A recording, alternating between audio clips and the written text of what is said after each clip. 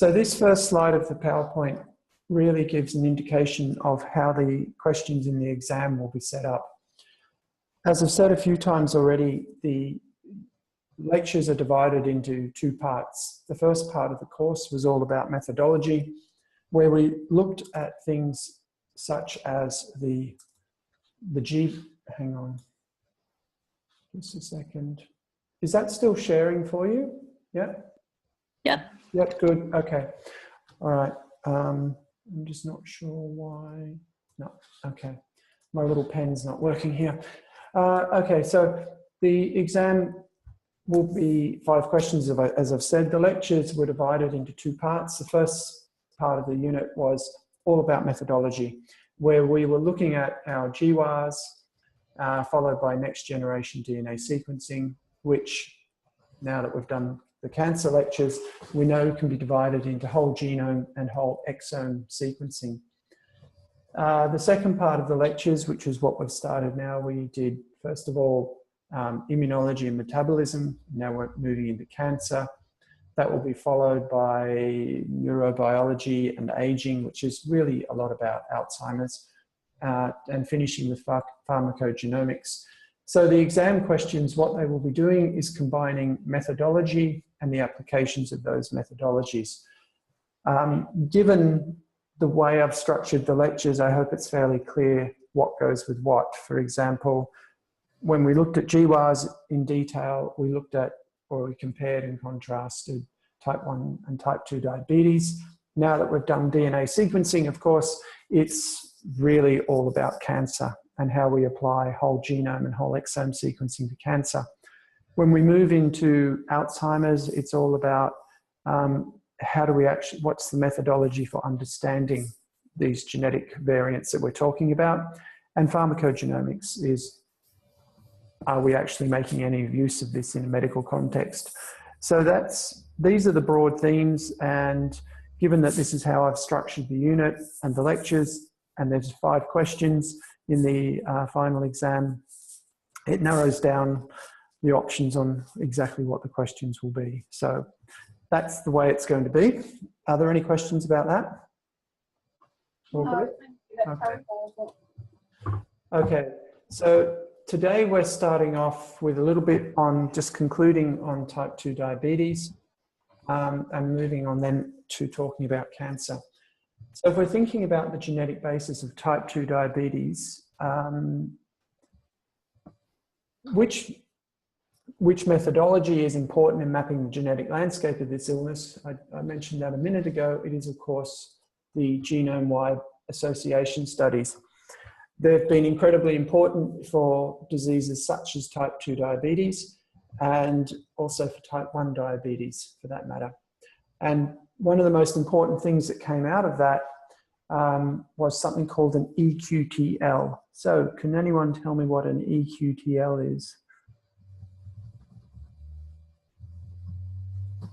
The EQTLs, it stands for what is called an expression quantitative trait locus.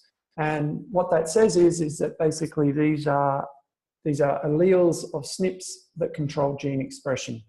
And they control gene expression because they map to enhancer, or on occasion a promoter as well. So these are SNPs that change the expression of genes. And it's a recurring theme in the outcomes of genome-wide association studies. When we come to look at the neurobiology, and we briefly touch on autism and schizophrenia in that, and the genetics of those illnesses, what's been found, for example, is that in schizophrenia, it's thought that there's anywhere up to 8,000 different genetic variants across the genome that contribute to schizophrenia. And the GWAS that are coming out are showing that the vast majority of those are not in exons or coding sequences of genes, but they are instead in enhancers. So there are subtle effects, changes in gene expression.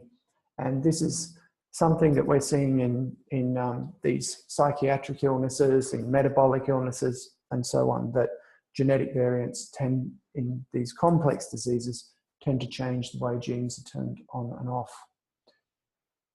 So type 1 and type 2 diabetes, we made a compare and contrast between those two illnesses. Really, type 1 diabetes is a immunological disease.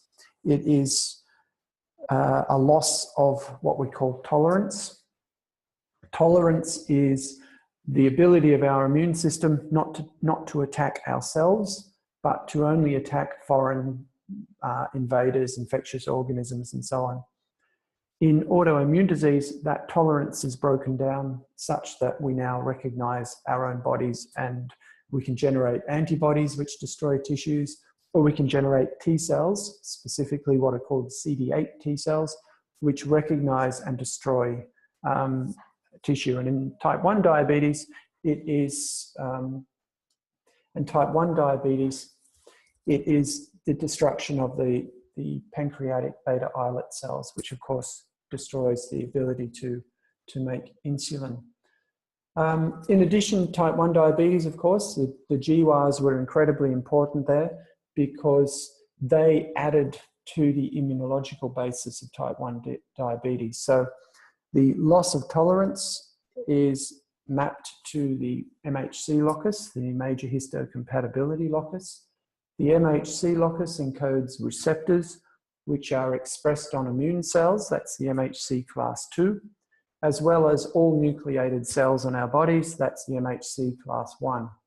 The MHC class 1 and 2 are absolutely fundamental to the recognition of antigen by our immune system. And as I say, normally it would only recognize what we call non-self antigen and present that to our immune system. But in autoimmunity, such as type 1 diabetes, there's a presentation to our immune system by the MHC of self-antigens. And one of the things that can occur then is the destruction of these pancreatic islet cells in type 1 diabetes. The other genes in type 1 diabetes are genes which also interact with the MHC or the activation of immune cells, and that's where the GWAS have been important in type 1 diabetes.